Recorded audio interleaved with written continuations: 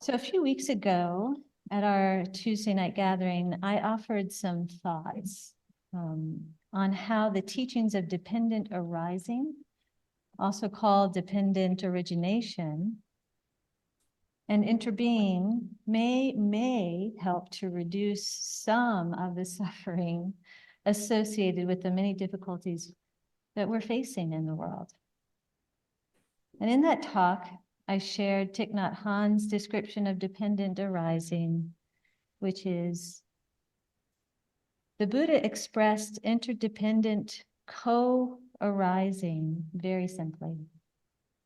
This is because that is. This is not because that is not. This comes to be because that comes to be. This ceases to be because that ceases to be. So in other words, everything is the way that it is because of all the causes and conditions that contributed to its manifestation.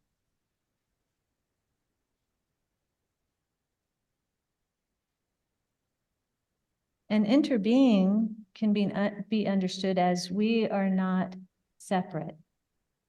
And we are also more than simply connected. We are all made of the same stuff of stars and planets, and we live in a symbiotic relationship with everything else on the earth and beyond. There is no us without everything else as well.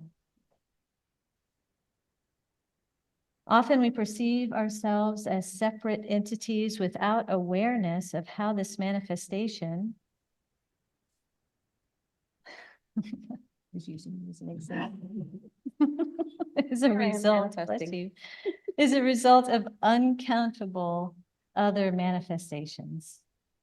This misperception is a form of ignorance because we don't see things as they really are.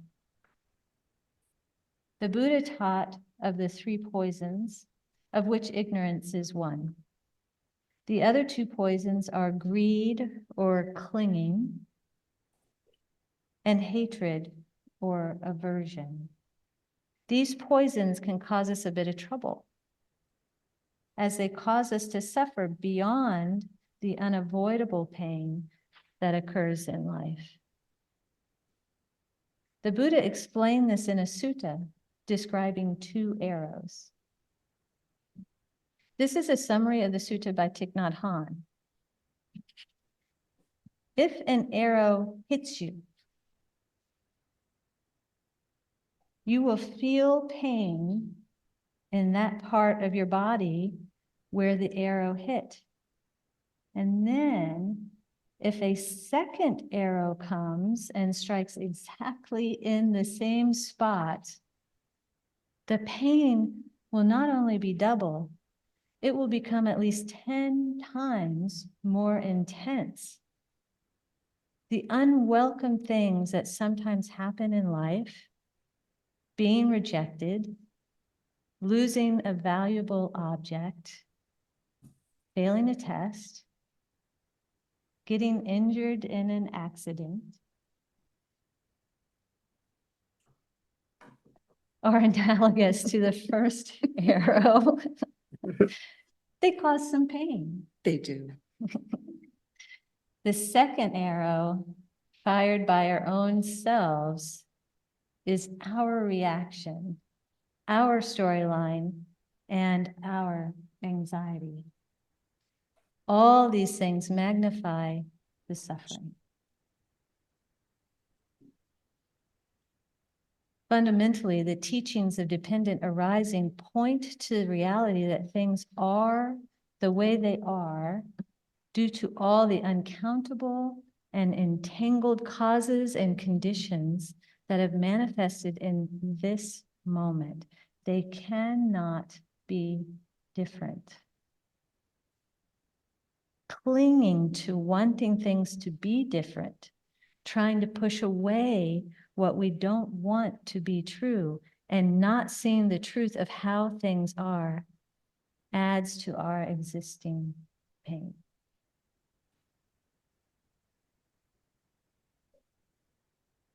Paticca samuppada. That's the Pali for codependent arising, for dependent origination, for all of these things that Anna's been describing. And I just like to say it.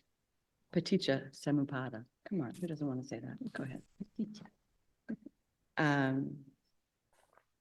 So just as an example, a quick example, I broke my wrist because the Olympics were held in the summer of 1988 in Seoul, Korea.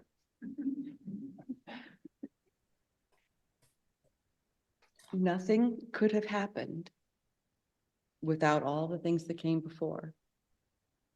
In 1988, my former husband and I were waiting for the name and flight number of our newly adopted child from Korea. Instead, we got a letter that said, because the Olympics were in Seoul, Korea this year, and the Korean government was embarrassed by the US focusing on the fact that they, quote unquote, exported 6,000 children a year, they've closed independent adoptions. So no Korean baby for us. So we got a Peruvian baby because, baby's baby, who cares where it comes from?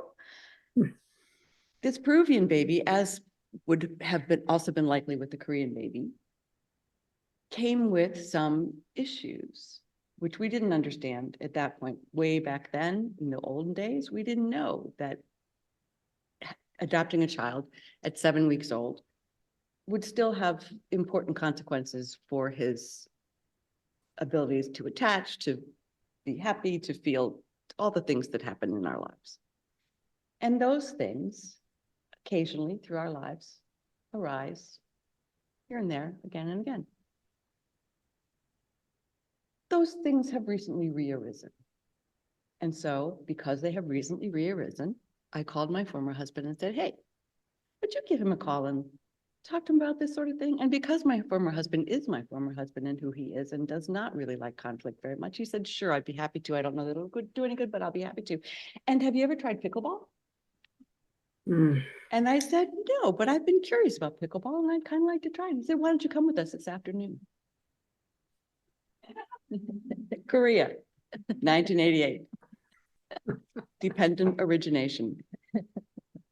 It's not as eloquent as Thich Nhat Hanh, but you can approve. It works. So I'm going to read you a story. I'm going to share my screen with you. I'm going to read you a story. Now, how do I make?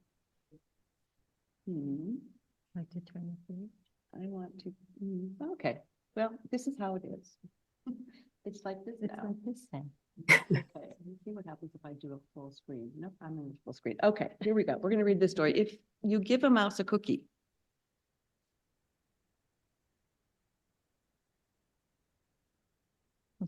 oh, this is going to be tricky. I have to get this thing away.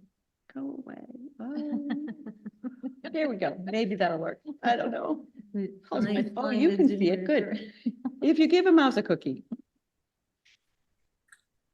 come on. If you give a mouse a cookie, oh my goodness, this is going to work. He's going to ask for a glass of milk. When you give him the milk, he'll probably ask you for a straw. When he's finished, he'll ask for a napkin. Then he'll want to look in a mirror to make sure he doesn't have a milk mustache. When he looks into the mirror, he might notice his hair needs a trim, so he'll probably ask for a pair of nail scissors. When he's finished giving himself a trim, he'll want a broom to sweep up. He might wind up sweeping the whole house.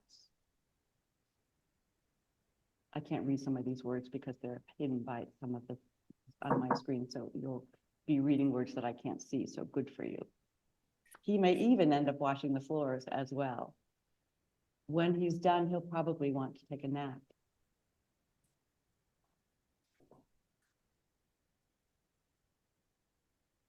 You'll have to fix up a little box for him with a blanket and a pillow. He'll crawl in, make himself comfortable, fluff the pillow a few times. He'll probably ask you to read him a story.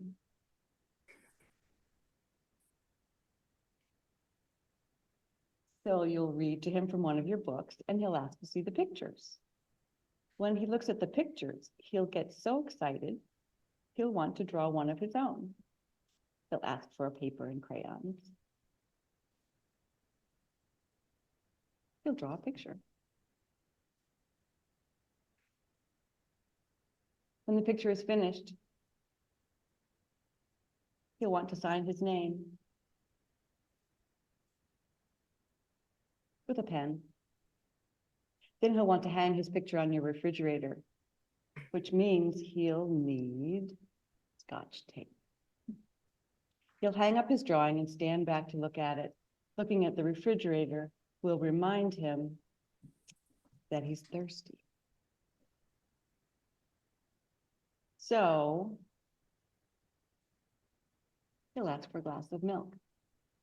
And chances are, if he asks for a glass of milk,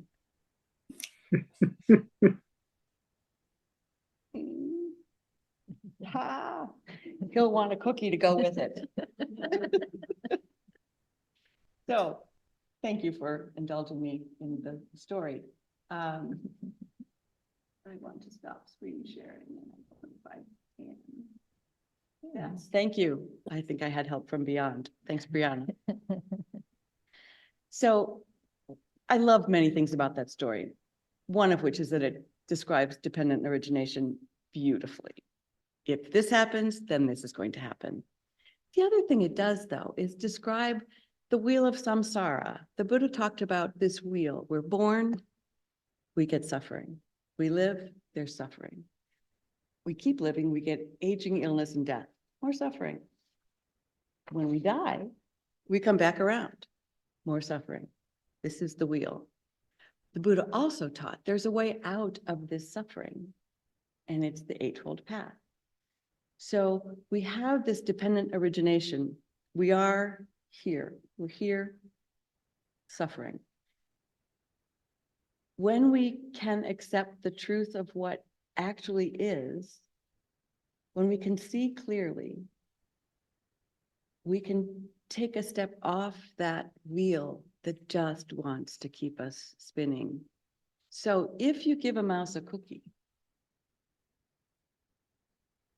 it's important to notice that when he wants to take a nap, one of your choices is to take him back to his little house, ask him to show you his own little room, tuck him into his own little bed, and then go back home and close your door.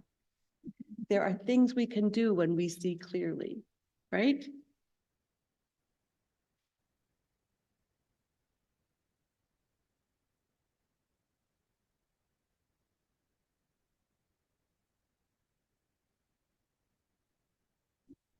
No, thank you. Just wanted to see if there's anything more I really need to say. Sure.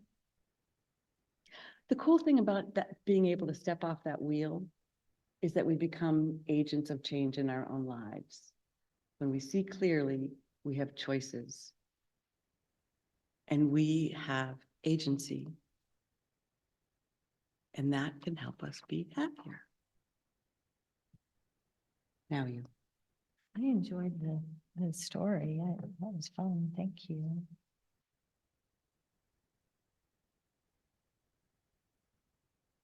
So after my previous talk a few Tuesdays ago, there were several wise questions about how to apply these teachings to real situations or mice in our lives.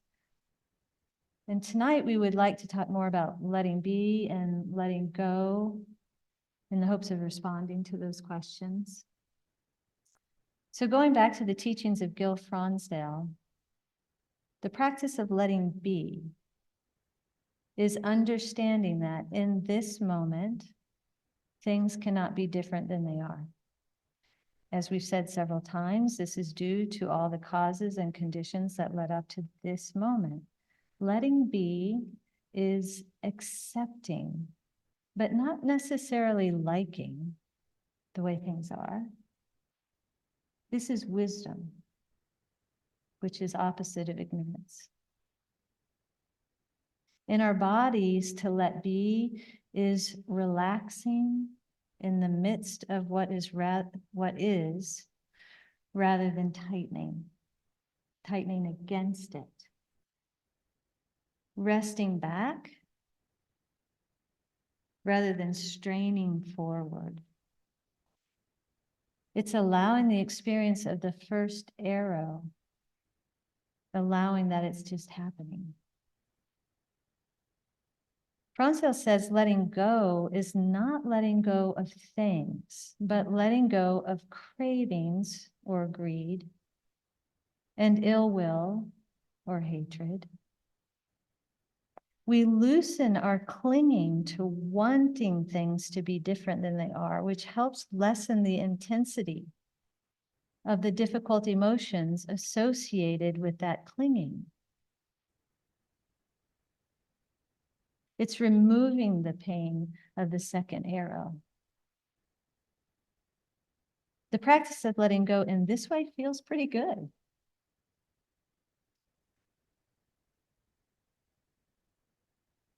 Of course, it gets a little more complicated. And we want to be cautious of practicing letting be with the intention of letting go. And Laura and I had a lot of conversations. What is that? What do I have to let be? What? No, I want to Can I let it just let go. go? And it's a bit of a paradox. We practice letting be for its own sake. We practice letting be because there is no other choice. This now is the way things are.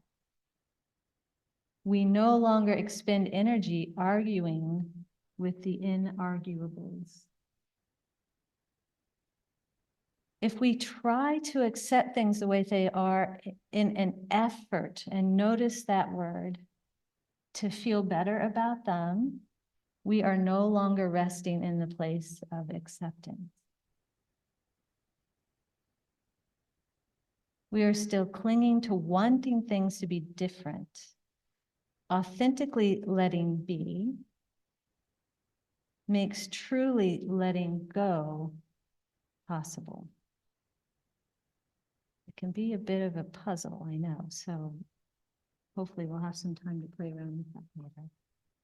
And maybe some of your story will help.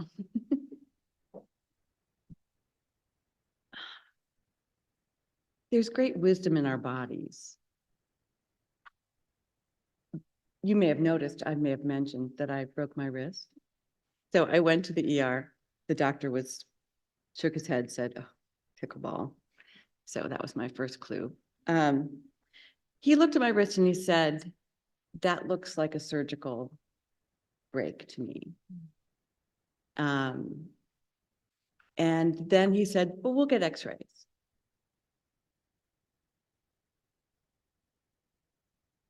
It's important to look to see what else is true.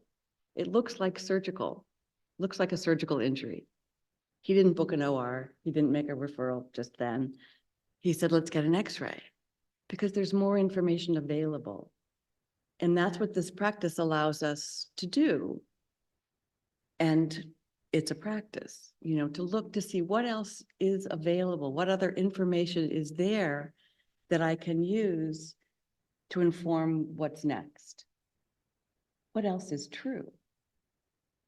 So I was recently faced with a really challenging situation, inviting my involvement, and I wasn't sure if it was something I could or should or wanted to do. It was very confusing. I was confused by the ethics of the situation. It seemed like a deeply moral quandary. I was really stumped.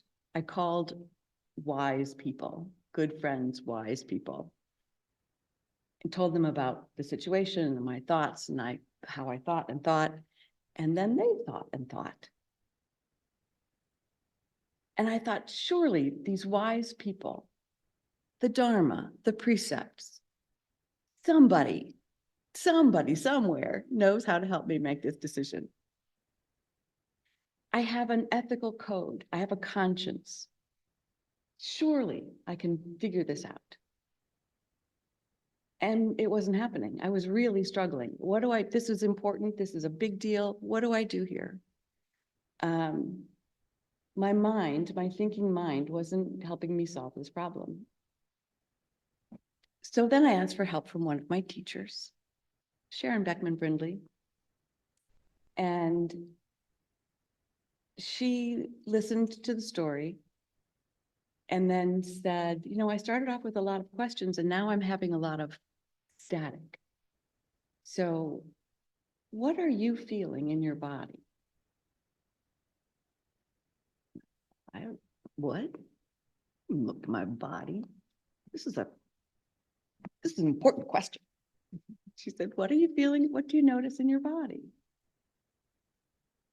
So we took some moments just to be quiet. And my body did, in fact, have some simple wisdom to share.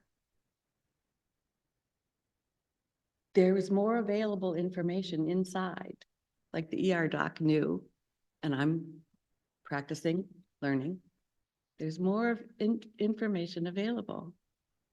When I was able to sense the sensations that I was feeling and ask my body what it wanted to share, what message is there here for me, the decision became simple. It was just that there was a big piece of information missing. And without that piece of information, I didn't feel that I had a way to make a decision. Once it was all of a piece, then that decision flowed effortlessly. It was easy. I was comfortable. It's a little bit like magic, having all the information. It's like this now. How is it like this? What are all the pieces? So I'd like to invite us to do an exercise together. If you're willing to play along, no mice involved. Just sitting quietly, bringing to mind a situation in your life, something that's challenging, something that's slightly difficult, or maybe very difficult. You don't have to pick the worst, most dreadful thing going on in the world or in your life, but something that's a little challenging. Maybe there's a difficulty in a relationship, a work situation. Bring to mind a specific challenging situation.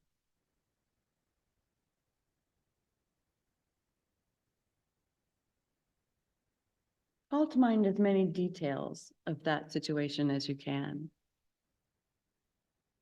If there are people involved, bring their faces into your awareness. If there's a location, bring that to mind. Bringing the situation as close to now as you can.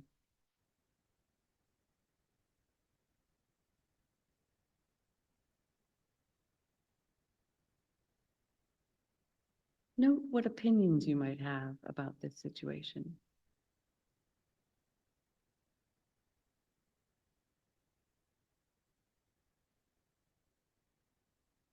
Notice what thoughts you might have about it. What's the story?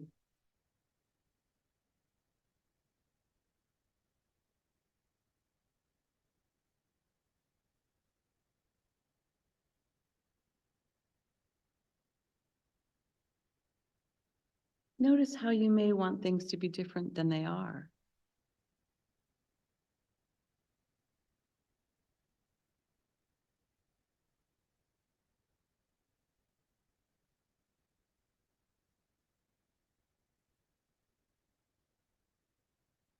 Now see if any physical sensations make themselves known. And please know that it's absolutely fine if this is out of reach for now, the physical sensations.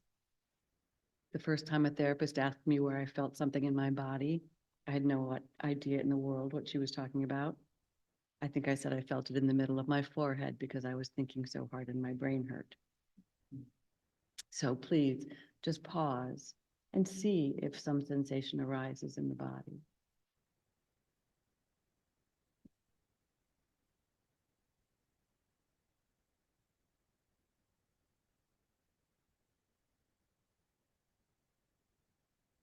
If you become aware of a sensation, see if you can gently inquire of it what it wants you to know. What is it telling you? And then wait. We're not looking for an answer. We're simply listening for it.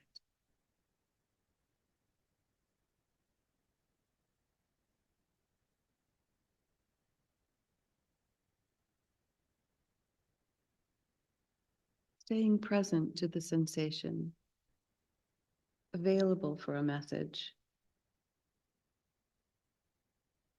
and accepting what's offered.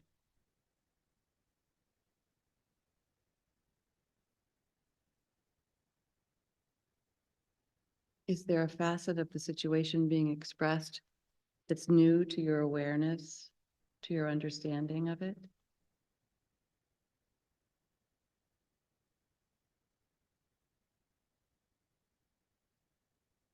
If something is revealed, does it shift how you view or experience your challenging situation?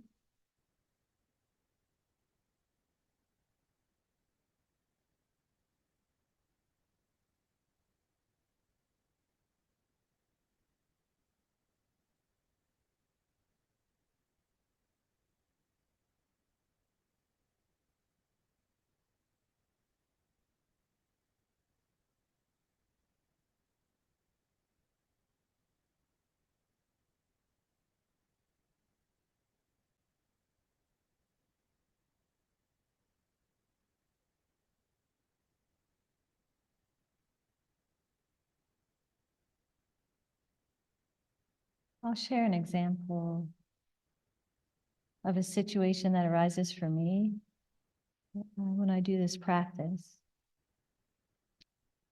And that's the Israeli and Palestinian war.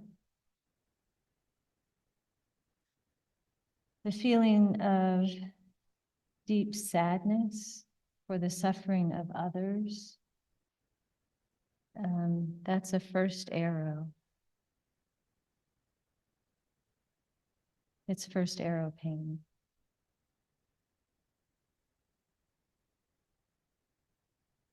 And I can feel that.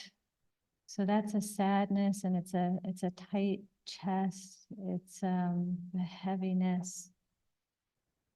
It's a furrowed brow. Tightness in my shoulders. But if I descend into despair at that situation, then all of that is compounded. The heaviness becomes so heavy. Clouds my ability to think, to function.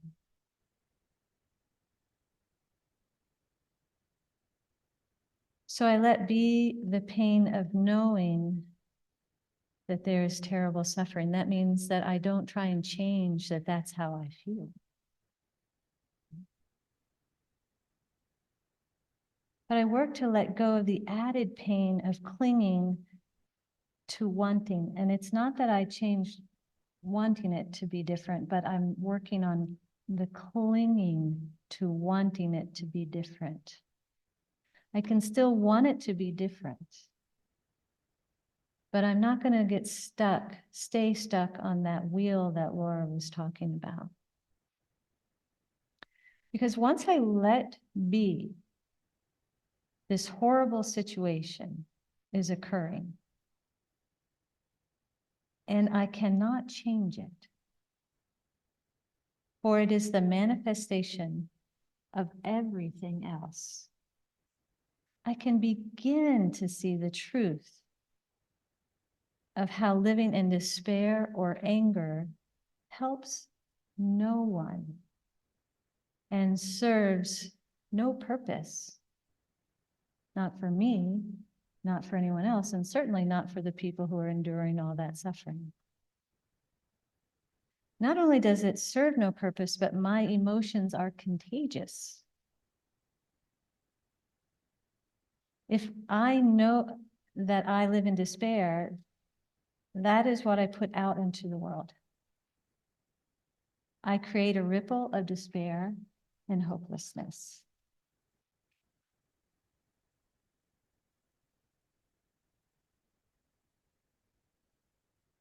If I let be the way things are, I work with my feelings of sadness. And Laura and I have spent some time before talking about self-compassion, and probably will again do some work with self-compassion and supporting myself with the feeling of sadness. But then I live with greater capacity for compassion and kindness, and I share these with the world. I create a ripple, perhaps small, but not insignificant, of compassion and kindness.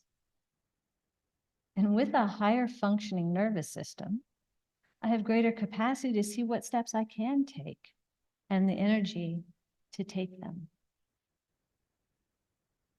So we'd like to close with one more teaching from Thich Nhat Hanh. This is from his book, Being Peace. Many of us worry about the world situation. We don't know when the bombs will explode. We feel that we are on the edge of time. As individuals, we feel helpless, despairing. The situation is so dangerous. Injustice is so widespread. The danger is close. In this kind of situation, if we panic, things will only become worse. We need to remain calm, to see clearly. Meditation is to be aware and to try to help. I like to use the example of a small boat crossing the Gulf of Siam. In Vietnam, there are many people called boat people who leave the country in small boats. Often the boats are caught in rough seas or storms. The people may panic and boats can sink. But if even one person aboard can remain calm, lucid, knowing what to do and what not to do, he or she can help the boat survive. His or her expression, face, voice, communicates clarity and calmness, and people have trust in that person. They will listen to what he or she says. One such person can save the lives of many. Our world is something like a small boat. Compared with the cosmos, our planet is a very small boat. We are about to panic because our situation is no better than the situation of the small boat in the sea. You know that we have more than 50,000 nuclear weapons. Humankind has become a very dangerous species. We need people who can sit still and be able to smile, who can walk peacefully. We need people like that in order to save us. Mahayana Buddhism says that you are that person, that each of you is that person.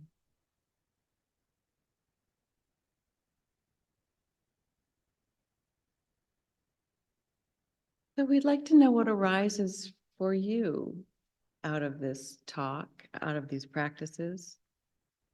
Would anybody like to share anything that came up that arose for them during the practices? Yes. I'm gonna borrow. Oh, thank you.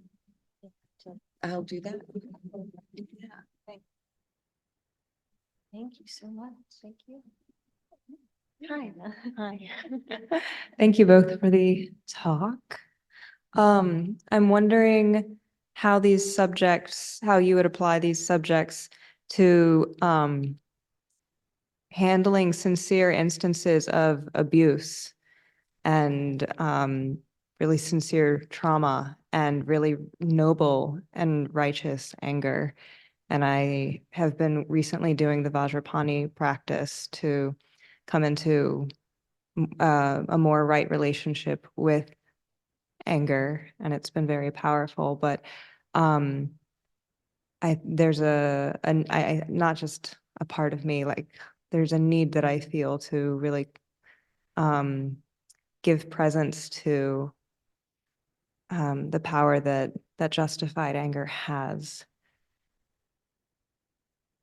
and the need for us to not always just let things be, to actually call for change. Nice question. Thank you. And horrible situation. And I'm sorry for all of us who have gone through that sort of situation. And letting something be, I don't want that to be confused with letting everything be okay. Letting be is a recognition of what is really happening. And I will just make things up. This is happening. This abuse is happening to me. This is true. What is also true, this abuse that is happening to me is absolutely unacceptable, and I am furious. This is true.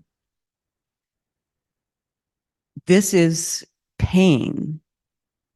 This is the first arrow. This is real truth.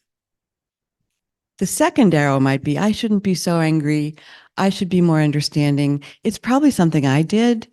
I should be, more patient, more compassionate. I understand where that kind of reaction that she has to me comes from. And if I were, you can probably tell I've said this before, if I were a better Buddhist, those are all the second arrows. Letting abuse be is not anything that I hope anybody takes away from this. Anger, like any other emotion, is there. It has a purpose. It has a message. It's important. It needs to be honored. And when we can see all of that really clearly, we can step off. We can make the better decision. What is next for me? What do I do in response to this? I'm furious. I'm in pain. I'm all the things. This is true. Now what? And I'm sure that isn't a good enough or full enough answer, but it's just a start.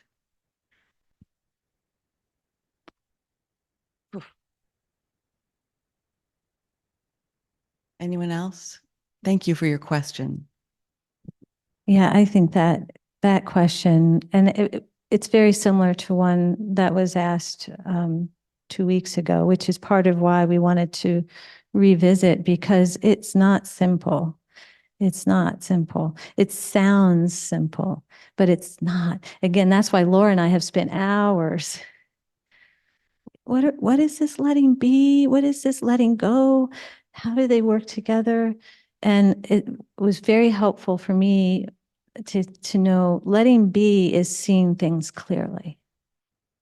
If you just stay with that definition, it doesn't mean like, oh, well, like it's not. It's seeing things clearly. And that's why ignorance, being aware of ignorance, where we try and mask in some way or avoid. So seeing our situation clearly, then we can take steps. Yeah. Thank you. Yeah, sure, John. Yeah, thank you. Thank you for the great talk. I was curious how probability enters into all of this. And I don't mean to be pedantic, but I think there's something to this, is that in the Give the Mouse the Cookie story, there were at least two times where the phrasing was chances are that the mouse will want milk. But you know, it's likely he'll want milk, but what if he's lactose intolerant and he'd prefer water? Or, you know, what if the ER doctor had said, Laura, you know, there's a 1% chance that everyone who goes to play pickleball the first time is going to break their wrist. So where I'm going with this is that dependent arising, I think it's in the phrasing, you know, if one thing happens, then it's guaranteed that the next thing will happen. Isn't it more of, or could it be that, you know, whatever situation we're in, it did happen. There was a chain of events that they may not have led, you know, A equals B equals C or whatever, but, you know, there were successive rolls of the dice and we finally resulted with an event. And then we have to, you know, deal with it. So maybe I better stop talking and see how that landed. So what is the question? Well, where does chance come in with dependent arising? Because life isn't a chain of guaranteed events. Life very much is a chain of things that do happen or don't happen, and the vast majority are out of our control, but not all of it is out of our control. Very good. Thank you, John, thanks for the clarification. And I think, at least for me, where I go with dependent arising is everything. And of course, that's why we said it's influenced by everything. And Laura's discussion of the Olympics and Seoul, you know, there's the butterfly wings that we all hear about, right? The butterfly landed on a flower. And so there's so many things we can't know. So you're absolutely right that it's not an immediate this. There's just an entanglement of things that have created all to bring us to this now. And so it's always about this now. And then we start adding karma, which we didn't even talk about. That was on purpose. Which is a result of actions.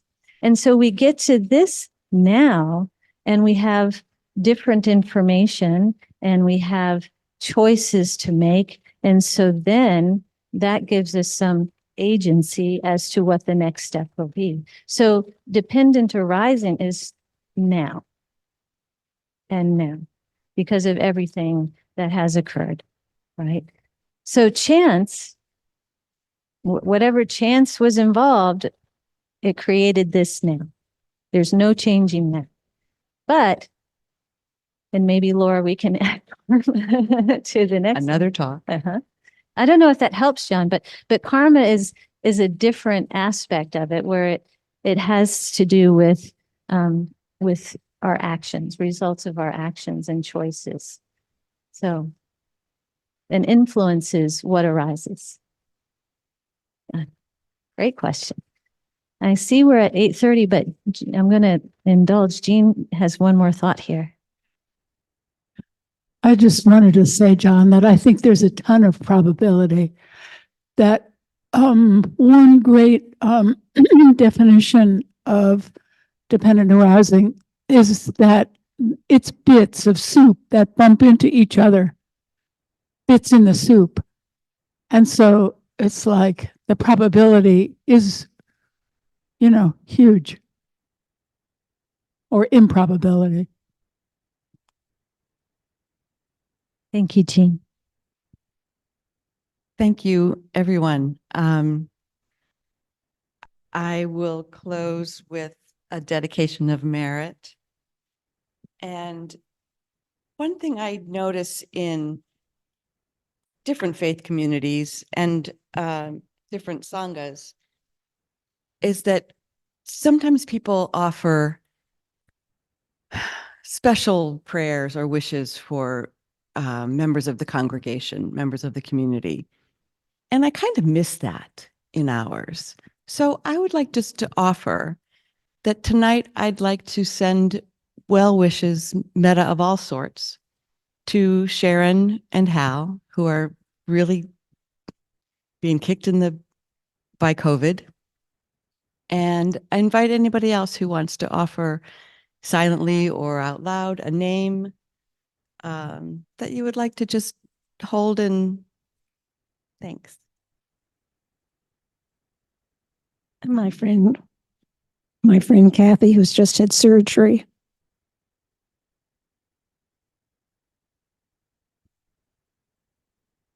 For Angel Lillard, who lost her father recently.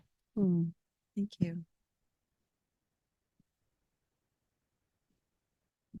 For my third year daughter who wanted to be here tonight, but instead is home suffering with a migraine.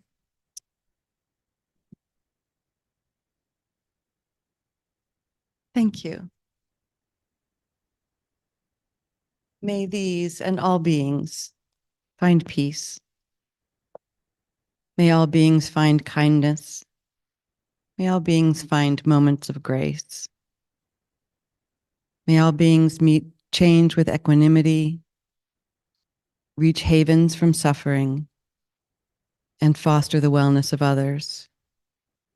May all beings live free, and may all beings live free from fear.